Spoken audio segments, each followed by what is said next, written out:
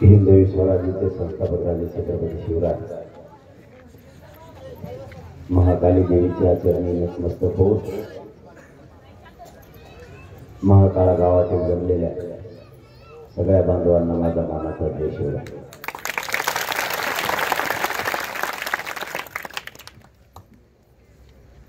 मराठा आरक्षणाची लढाई कुठपर्यंत आली हे तुम्हाला आता माहिती आहे। मराठा आरक्षणाची लढाई आता अंतिम टप्प्यात।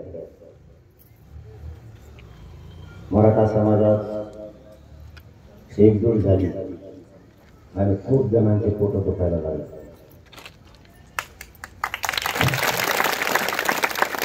मराठा समाज बऱ्याच जणांना एक होऊ द्यायचा नव्हता। हे राज्यावरचं प्रचंड मोठं षडयंत्र होतं। 70 वर्षापासून ते मराठी एकजूट झाले नाही पाहिजे, त्यांनी जे षडयंत्र पेरलं होतं त्यात ते यशस्वी झाले आणि मराठ्यांना आरक्षणही मिळवू द्यायचं नाही, त्यातही ते यशस्वी झाले। या दोन्हीचं कारण होतं मराठ्यात एकजूट नव्हती। पण मराठ्यांचं नशीब इतकं बलवंत आहे की मराठ्यांनी एकदा ठरवलं आता एकजूट होऊन स्वतःच्या लेकरासाठी आणि त्याला आरक्षण देण्यासाठी लढायचं आणि एक जीवाने एकत्र यायचं आणि मराठा अंतरवालीच्या बांधावर मराठ्यांना उभा राहायला जागा नव्हती। एका हाकेवर 20 ते 25 किलोमीटर पर्यंत मराठ्यांना उभा राहायला जागा नव्हती। ज्यांनी षडयंत्र रचले त्यांचे षडयंत्र उधळून लावल्याचं काम मराठ्यांना केलं। आपण फक्त निमित्त होतो, कुणीतरी पुढे होऊन केलं पाहिजे म्हणून आपण फक्त पुढे होऊन केलं आणि आपण निमित्त झालो। परंतु मराठा आरक्षणाच्या बाबतची मराठ्यात जी खदखद होती हे अनेक दशकापासून होती, ही बाहेर पडत नव्हती आणि बाहेर पडायचं असेल तर त्याला वाटाही त्या स्वरूपाची मिळत नव्हती। योगायोगानं मराठ्यांनी एकजूट दाखवली आणि मराठ्यांच्या मनात जी खदखद होती ती सगळीची सगळी एकजूट घेऊन बाहेर लागली। मराठा समाजाला आरक्षण मिळालं पाहिजे ही भूमिका आपण वेळोवेळी गोदा पट्ट्यातल्या 123 गावात मांडली। गेल्या 13 वर्षापासून 14 वर्षापासून आपण सलग मराठा आरक्षणाची विचाराची पेरणी करतो। एकही दिवस आपण असा सोडला नाही आणि एकही रात्र अशी सोडली नाही की मराठा आरक्षणाचा विचार केला। गोदा पट्ट्यातल्या 123 गावात रात्रंदिवस आपण काम केलं। आपला सगळ्यांचा उद्देश एकच होता की आपल्याला कितीही त्रास झाला, आपल्यावर किती केसेस झाल्या किंवा आपली किती हानी झाली, आपला कितीही तोटा झाला तरीही आपण या मराठा आरक्षणासाठी आणि या महाराष्ट्रातल्या मराठ्यासाठी लढायचंच असं गोदापट्ट्याने ठरवलं। पूर्वीचे दिवस तुम्हाला आठवतात? बरेच जणांना आठवत असते। मिळत लागणार तुम्हाला मी काय म्हणतो मावशी हो की मला बघितले का मी जर ह्या गल्लीतून आले की ह्या गल्लीतून जायचे।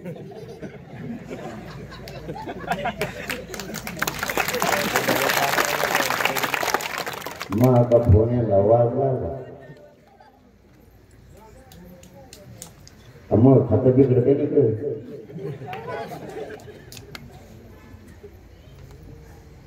मेला फोन लावला कशा हसत येत मला बघायचं नाही वाटत का ताप मागा लागला काही।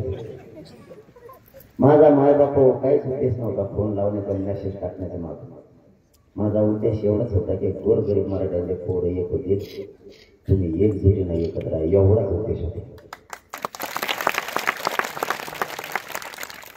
मी माझ्या स्वार्थासाठी एकही फोन कोणाला केला नाही। कोणी जर म्हणलं तुम्ही म्हणता ते नाही का मराठा सोडून आणि मराठा आरक्षण सोडून कोणाला फोन देणे मेसेज देणे यांनी मला जर साथ नाही दिली मावशो मी रातभर यांना मेसेज टाकायचा। रात्री फोनच लावायचा 3-3, 4 वाजता आपल्या गावाचा बरेच जणांना फोन आले खरं आहे ना।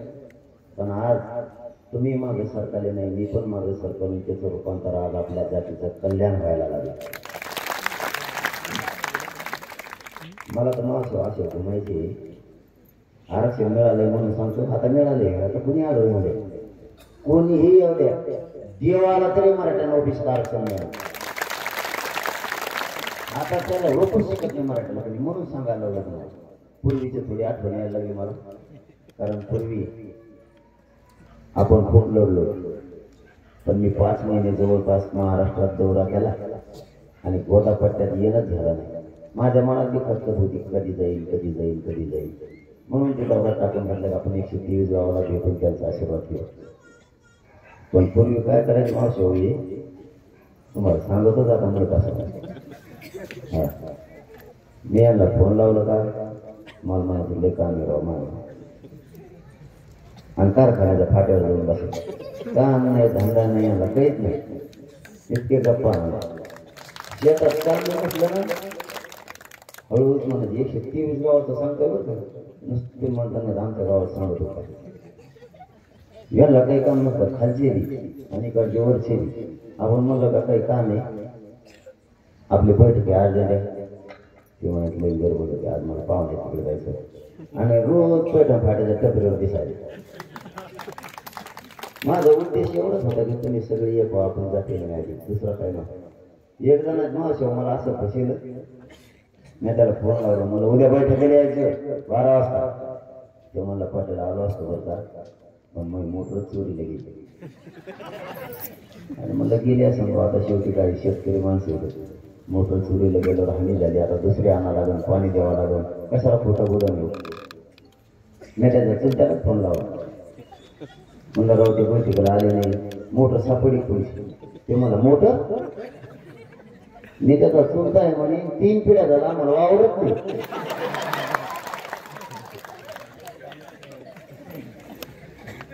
डोकं बंद पडायचं काम होतं. पण तरी माय बापा हो, आपण नाही समाजात नाराज झाला.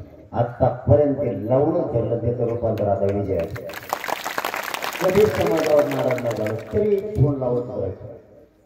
तुम्ही साथ दिली मी असं नाही म्हणत नाही, पण आपल्याला पाहिजे होती ती मिळत नसेल. आता महाराष्ट्रातल्या कानाकोपऱ्यातला मराठा करोडोच्या संख्येने गेला. आपली एकही राज्यातली सभा अशी नाही की तिला 2 आणि 3 लाख महिला आहेत, नुसत्या महिला. कारण हे आरक्षण महिलांनी समजून घेतलं म्हणून आपला फायदा झाला. सगळ्यात मोठं आपलं काम ते झालं, महिलांच्या लक्षात आलं या आरक्षणात माझ्या पोराचं हित आहे, माझ्या मुलीचं हित आहे, याच्यात माझे मुलगा मुलगी मोठे होणार हे महिलाला कळत. मला लय उशिरा कळत यांचे खटके तुमच्या जवळ येतो. मला जर आधी कळाला असतं ना, मी आरक्षणच तुम्हाला समजून सांगितलं असतं की यांचे बटणं तुमचं. आता बघा किती संख्येने आले, तुटून पडले. महिलांनी आरक्षण समजून घेतलं आणि ही लढाई आता यशस्वी व्हायला लागली. आपल्याला ही लढाई जिंकायची. अपमान पचवा, मी सांगतो म्हणून पचवा. कोणी नाव ठेवतील, कोणी बोलतील, कोणी पान उतारा जातीवरून करतील, सहन करा. कारण आपल्या लेकरानं 70 वर्ष या आरक्षणाची वाट बघितली आणि हा विजय आरक्षणाचा एकदम जवळ आला.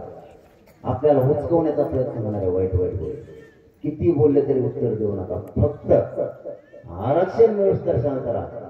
यांचा सगळ्याचा हिशोब होणार आहे, आपण तो करणार.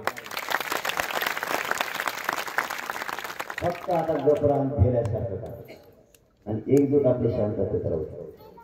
आता निर्णय झालाय. 17 तारखेला बैठक होती, त्याच वेळेस म्हणलं आपण काय करू, पुन्हा एकदा इथंच फाईट मारू, इथंच आंदोलन करू, आपल्या यश पदार्थ परत. काय याचं पोट ते ऐकत म्हणले मुंबई म्हणा, मुंबई म्हणा लावलं मला मुंबईला. काय म्हणलं मनात चलो मुंबईला का करता मला. बरे पोर इतके कलाकार आहेत मराठीचे पोर. मी सरकारला म्हणलो त्यांचं नादी नका लागू, जर करायला लागले ना की आरक्षणच घेऊन येते. ऐकतच नव्हते.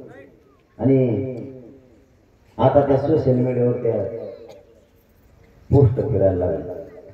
कुणी टाकलंय कुणी नाही काय माहिती, मुसडीच घेऊन मुंबई निघते. आता सरकारचे प्रतिनिधी मला फोन करायला लागले, होय तुम्ही मुशी घेऊन येणार का म्हणलं. आणि ते पोटे इतके कलाकार त्या मुसडीवर उलट बसतो आणि त्याच्याच फोन लागले. एकाने इकडे टांगड्या केल्या तरी एकाने इकडे केल्या. आता सरकार म्हणतंय तुम्ही मुसडीवर लोक किती बसत असतील. मला काय किती बसले. मी आता तसंच सर्टिफिकेट घेतो 2-4 दिवसापूर्वी 20-21 हजार मराठी होते ते कार्यक्रम झाला. ती कार्यक्रम संपल्यावर तिथले लोक मला म्हणले आम्ही बैलगाड्या घेऊन येणार कार्यक्रम संपल्यावर. मी म्हणलं तुमच्या पाय पडतो बैलगाड्या घेऊन आलो. येत होती तर त्याला काही खायला टाकू पण मुंबईत गेलो तर दगड भाऊ आला होता. ते म्हणजे मंत्र्याचा तारा नेऊन मानतो आम्ही पहिले. यांचा भरोसाच नाही राहिला मराठीचा काय करतो. मी सरकारला सांगितलं होतं तुम्ही माझे नका लागला त्याच्या हक्काचं आरक्षण आहे त्याला द्या.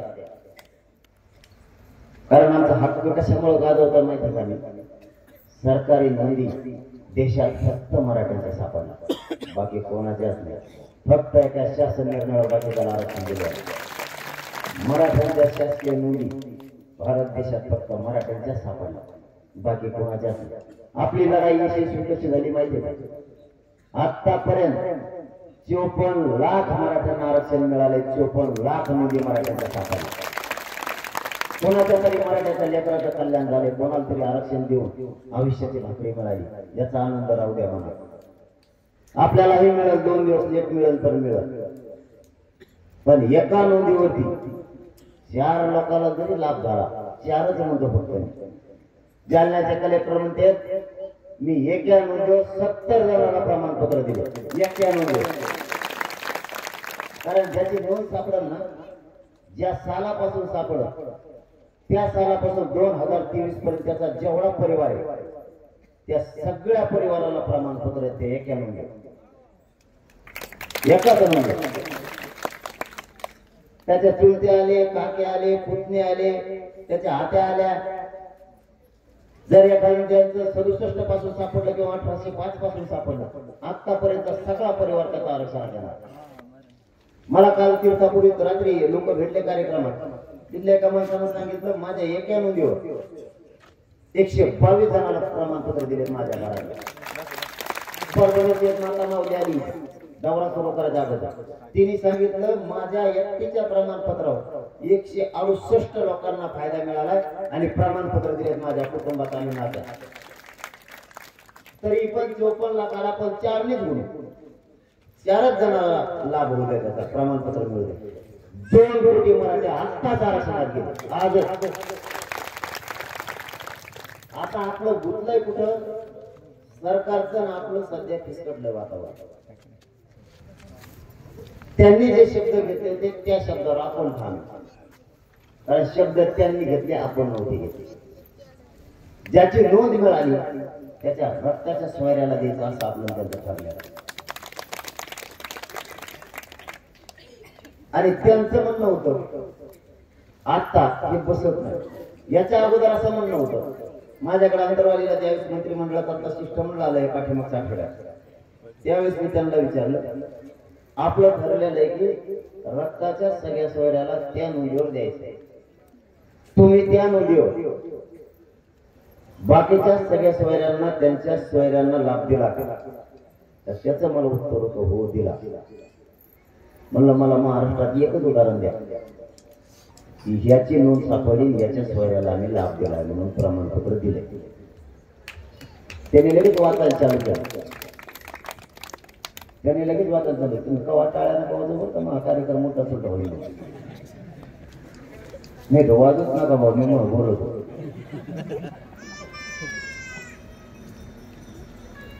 त्यांनी मला उत्तर दिलं ज्याची नोंद सापडली त्याच्या चुलत्याला पुतण्याला आम्ही दिलं. म्हणलं तुमच्या घेसवर एक ऑफिसून येत आमच्या भावकीय होईल म्हणजे ज्याची नोंद सापडली त्याच्या चुलत्याला पुतण्याला दिलं हे सोयरे देव म्हणून तुम्हाला. म्हणलं आमच्या ते सोयरे नाही ज्याच्याशी आमची सोयरी जुळती तो सोयरा ती भावकी झाली. ते मुंबईला गेलं त्यांच्या माघारीच नाही विचारून जर तुम्हाला साहेबाला माघारीच नाही. आपल्याकडे मंत्री सुद्धा लवकर येत नाही कारण मी खरं बोलतो आणि माझ्या समाजाशी प्रामाणिक राहतो. त्यांचा सगळ्यात मोठा प्रॉब्लेम मिशनला मॅनेज सगळ्यात मोठा प्रॉब्लेम आपल्या परिसरातलाच आहे. तुम्हाला चांगलं माहिती पैसे जमतच नाही पहिल्यापासून तेव्हा गरजच असतं माहिती पदाचं मुळे जमत नाही. ते म्हणले मग 2 जमत नाही म्हणलं आरक्षण द्यावं लागलं आणि त्याच्यासाठी हे संघर्ष सुरू. मी रातपाट एक करतो, खरं सांगतो तुम्हाला, मी मस्तीत नाहीये. इतक्या ओळखी झाल्या, इतकं सरकार असं करतंय तसं करतंय, मी मस्तीत थोडा सुद्धा नाही. मी रातपाट एक करतो. मी 4-4 वाजेपर्यंत कार्यक्रम घेतो. रात्री 5:30चा कार्यक्रम 4:30 वाजता झाला पाठ. लोकही पुरं गाव जागवलं. 4:30 वाजता घातला. अर्धा घंटा जेवायला लागला. मला कवा खाऊन द्या पचत, पाठ खाल्लं तरी पचत, कवा खा पता लागतं. नाही पचत नाही काय होईल. माझ्या गाडीत म्हणतात आम्हाला फोन वाटते करत येते, ते 10 लाख वर घेते त्यांचं, म्हणजे कुठूनच पडत येते. 5 वाजता जेवायला अर्धाच घंटा झोपला समजा, लगेच कोण कंट्रोल बोलली माझ्याकडे, म्हणजे एक फोटो काढून तेवढं तर सगळ्याच उघडा. मला तर इतके चुरी देत माणसं भयानक. मग पायाचा कार्यक्रमच केला. एक जण यायचं घातला मला वाटतं गावात परवा, त्याच्या पायात अशी टप्पू चप्पल होती आणि त्याने टाकले होते का अंदाज, ते त्याच्या करातच चलत आलं माया पुढे. मला वाटलं तुझ्या शिकला मग फोटो कडे जाईल.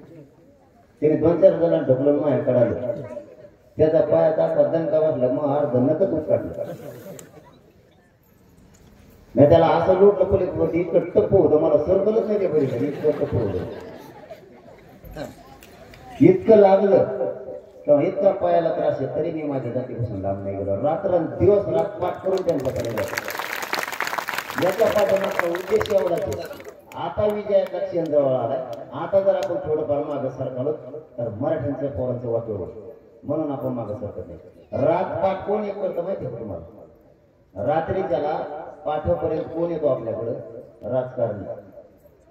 पाठ येईल, रच्ची येईल, कड्यावाजी माझ्याकडे गेंठी काय देऊन करतो आहे का? इथं आमचं पाठ कमराळा वाज नाही, इथं मराठ्याच्या पोराची मराठी बारी आली, तुला पोर मोठं करतो. आपण हे 70 वर्षापासून हे मोठमोठ्या राजकारणी मोठं करून ठेवले, त्यातलं एक बी आता आरक्षणाच्या बाजून बोलते, बोला नाही. कोण बोललं सांगा बरं? एक सुद्धा माणूस बोलायला तयार नाही. वर बोलत वरचं द्या आणि खालचं द्या. काय आलं खालचं वरचं? आमचं हक्काचं आरक्षण आहे, ते आमच्या पोराला देतो, आमच्या पोरं जगणार एक देण्याचा तयार नाही आपल्या पोराच्या बाजूला. आणि मी राजपाट करून तुमच्यापर्यंत येतो, माझा काही स्वार्थ नाही याचा. माझं तुम्ही बाप, कारण मी याच गावचा असल्यासारखा आहे. त्याच्यामुळे तुम्हाला माहिती आहे, माझं पहिल्यापासूनच स्वप्न आहे गोरगरिबांच्या मराठ्यांच्या पोराला आरक्षण द्यायचं आणि त्यांच्या चेहऱ्यावर सोबत आणि आनंद बघायचा, बस एवढंच. मी सांगतो, इथल्या बऱ्याचशा नाही, जवळपास 100% महाकाळातल्या बांधवांना माहिती. एका महिन्यात 26 दिवस उपोषण झाले माझे. एका महिन्यात पहिले 17 दिवस आणि दुसरं 9 दिवस. मी खरं सांगतो तुम्हाला, माझं शरीर मला अजिबात साथ देत. माझ्या गाडीत काय कपांना माहिती माझ्या काय आलं, तरी मी माझ्या जीवाची पर्वा करत नाही, करणार सुद्धा नाही. शब्द माझा पण फक्त एकजूट फुटून देऊ नका, आरक्षणात जरा घ्यायचं. माझी इतकी परेशानी होती, आता डॉक्टरने तर मला आरामच करायचं सांगितलं, कारण लिव्हर किडनी सुद्धा आल्यामुळं मला काय त्रास होतो ते मला माहिती. पण मी हटत नाही, कारण मी जीवनच माझ्या समाजाला अर्पण केलं. लोकांचं वेगळं आहे, आधी कुटुंब नंतर समाज. माझं एकदम उलट आहे, अगोदर समाज नंतर कुटुंब. 5 महिने झालं मी आणखी घराला सुद्धा ठेवलं. समाज म्हणून मी दवाखान्यात असलो तर माझं कुटुंब मला समाज म्हणून भेटतो, कारण मी निर्भीड आहे समाजासाठी तेवढा. आणि मी माझा प्रामाणिकपणा माझ्या समाजासमोर शब्द सुद्धा केला, कारण हे आंदोलन आता खूप पुढे गेलं. ते आता मेले जमक्या तमक्याच्या भानगडीत राहिले नाही, आंदोलन खूप पुढे गेलं. आता निर्णयाच्या टप्प्यावर आरक्षण आलं, आंदोलन आलेलं. सरकारचं म्हणणं आहे तुम्ही मुंबईत येऊ नका. काय झालं तुम्हाला, तू म्हणायला लागलं आणि आरक्षण तर मिळून नाही.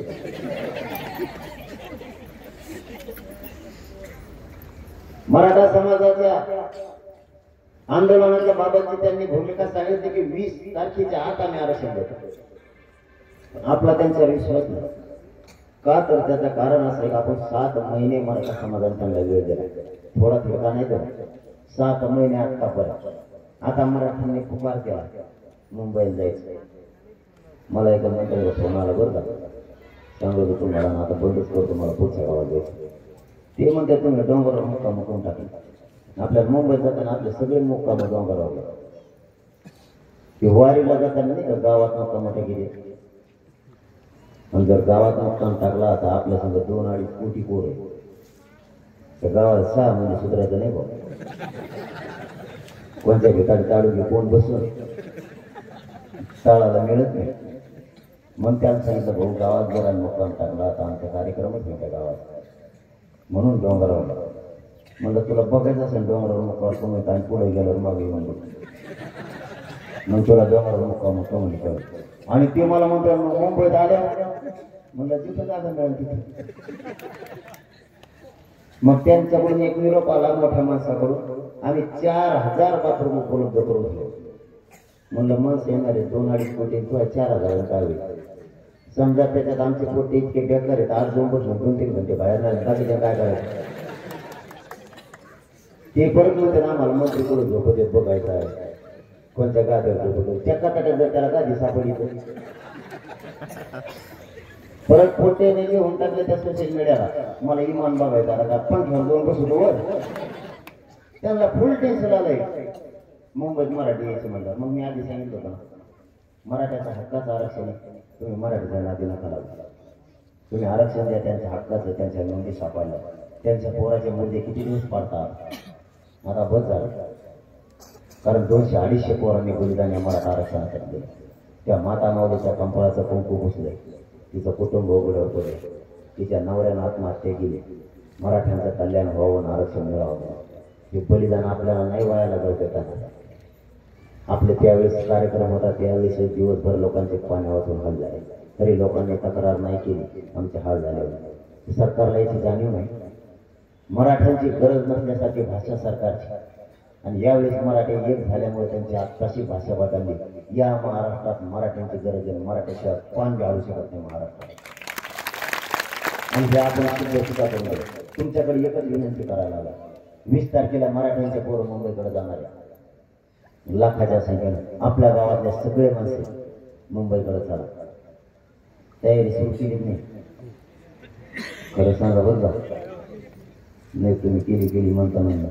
2-4 जण मला मी जायचं एखादं असे ठेशी ते मला तिकडे बोलले, मला हे कुठं तिकडे एक केला. तुम्ही सगळेजण चला. नाही वाढा, जास्तीत जास्त लोक आपले इथून काढायचे. आपल्याला नोंदी मिळाली त्या ठिकाणी कसं नोंदी मिळाल्या ना, चालू कालपासून परवापासून एक तुमचे नामचे भावकी काही आपलं आपण घरात होता नाही. मग सोयऱ्यामध्ये येतील ना सगळे, मग सोयऱ्यामध्ये सगळे निघते. तरी बी आता सगळ्या सुट्ट्या काल परवापासून सरकारनं जाहीर केल्या. महसूल कर्मचाऱ्याच्या राज्यातली एकही रजा दिली नाही, आणि दिल्या त्या सगळ्या रद्द केल्या. सॉरी, ज्या सुट्ट्या दिल्या नाही त्या सगळ्या रद्द केल्या. कारण त्यांना 20 तारखेचा आता अहवाल तयार करायचा सांगितलं मुख्यमंत्र्यांनी. 20च्या आत मराठ्यांना काहीतरी करून मार्ग काढावा लागणार आहे, आणि नोंदी शोधायला सुरू केलं. 33-34चा गाव नमुना सुद्धा घेतला जाणार आहे. तुम्ही सावध राहा, ते सुद्धा द्या. 14 नंबर सुद्धा घेणार आहे. जर संस्थानामध्ये कोणाकडे पुरावे असले ते सुद्धा सांगा, ते सुद्धा सरकार आता घेणार आहे. त्र्यंबकेश्वरला 22 खोल्या सापडल्या, ते सगळे पुरावे म्हणून घेणार आहे. कारण ते पुरातत्व विभागाकडे दिल्याशिवाय आणि पुरातत्व विभागाकडून महसुली अभिलेखाकडे दिल्याशिवाय त्याला शासकीय नोंदी होत नाही. कारण पूर्वीच्या त्या शासकीय नोंदी ते धरत नाही. राक्षस भवनला सापडला. परवा मुख्यमंत्र्यांच्या माझ्या बैठकीत तिथल्या एका मंत्र्यांना सांगितलं की 25 खोल्या हैदराबादला सापडल्या, जे मराठवाड्याचे पुरावे आहेत ते सगळे घेणार आहेत. आपल्या टिशीवरती जर कुणबी असं तेही द्या. पीक पाणी अहवालामध्ये जुन्या जरी कूळ असलं किंवा शेती असलं तरीही त्याला कुणबी प्रमाणपत्र देणार आहे. याच्यावर बी आपण बारकाईने लक्ष ठेवा. जिथं जिथं नोंदी असल्या तिथल्या घेतल्या जाणार. मराठ्यांचे आता इथून पुढे जी आता दुसरा अहवाल बनवायला सुरू झालाय, सॉरी तिसरा अहवाल जो बनवायला सुरू झालाय, त्या अहवालामध्ये सगळे मराठी येणार आहे. आपलं फक्त एकाच शब्दात आता होतं. त्याच्यासाठी पोरं मुंबईला जाणार. तुमच्याकडे एकच विनंती, सगळ्यांनी 20 तारखेला मुंबईला जायची तयारी करा. शांततेत जायचं, शांततेत यायचं.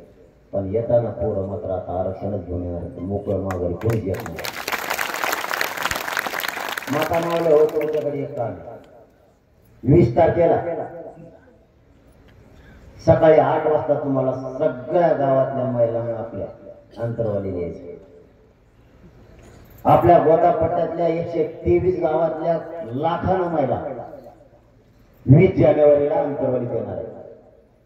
आपले लेकर मुंबईला चालले, इथून 500 ते 600 किलोमीटर अंतर आहे. यात तुमचं लेकरू नसल असं मला माहित नाही, पण दुसऱ्या चाललेलं लेकरू जे आहे ना त्याच्यात तुमचं लेकरू शोधा. त्याला तुमच्या लेकराची माया द्या, कारण तिथं त्याच्या पाठवून हात फिरायला कोणीतरी पाहिजे. तुम्ही जर त्यांना वाटं लावायला आलात ना आणि त्यांच्या पाठवून जर आई बापासारखा मायाचा हात फिरला ना, पोराच्या अंगात बळ चढतंय, पोरं मुंबईला दोस्त थकणार नाही, पण येताना आरक्षण घेऊन येते. तुमच्याकडे मोठी कोणती जबाबदारी नाही. तुमच्याकडे फक्त अंतरवालीला सकाळी 8 वाजता यायचं आणि गेवराईपर्यंत तुम्हाला वाटा लावायला द्यायचं. तुम्ही गेवराईतून वापस आले तरी चालते.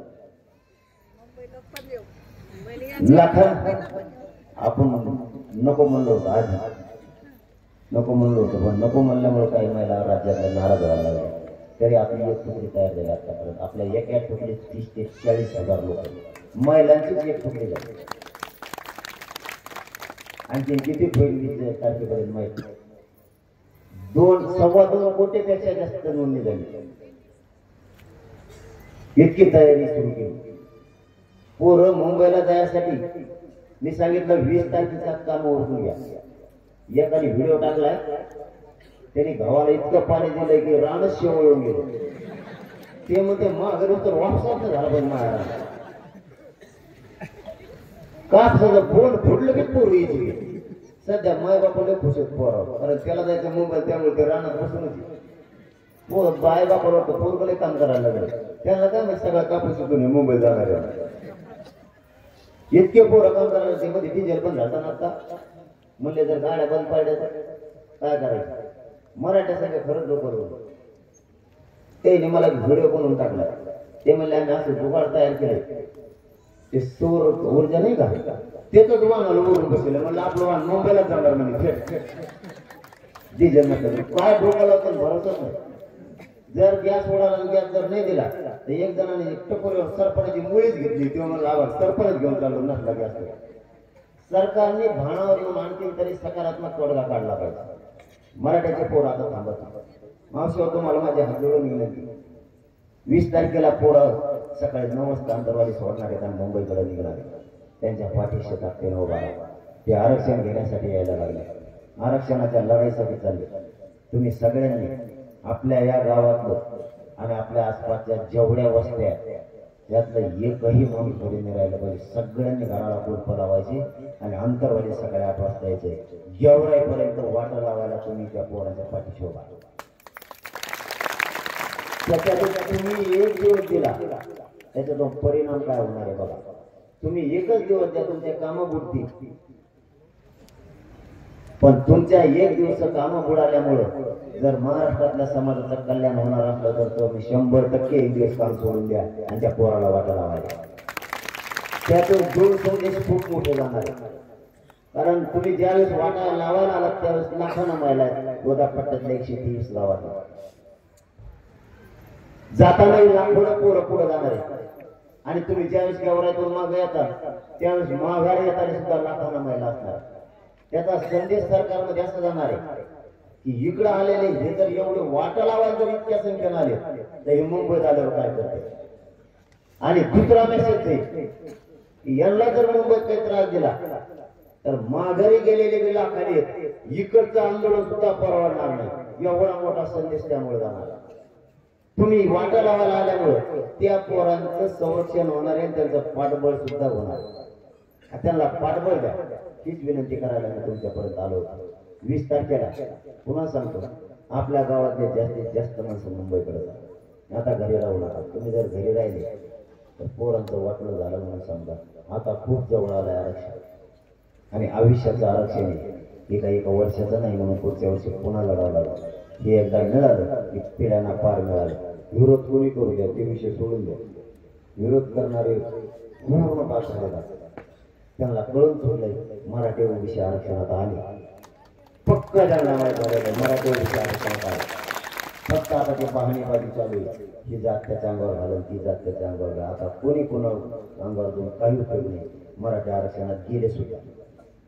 फक्त 20 तारखेला जास्तीत जास्त संख्येनं निघा मुंबईकडे आणि वाटा लावायला मात्र महाकाळासह परिसरातल्या एकानंही घरी राहू नका. सगळेचे सगळे 20 जानेवारीला अंतरवालीत या. अंतरवालीतून तुम्हाला पायी गेवराईपर्यंत वाटा लावायचं हे लक्षात राहू द्या. कारण ते सुद्धा तिकडे चाललेले मुलं हे तुमचेच आहेत आणि ते इथून 500-600 किलोमीटरवर मराठ्यांना न्याय मिळावा म्हणून लढायला चालले. त्यांच्या पाठीवर हात फिरवायला तुम्हाला मायबाप बनून तिकडे यावंच लागणार आहे. एवढंच बोलतो आणि थांबतो. जय जिजाऊ, जय श्रीराम.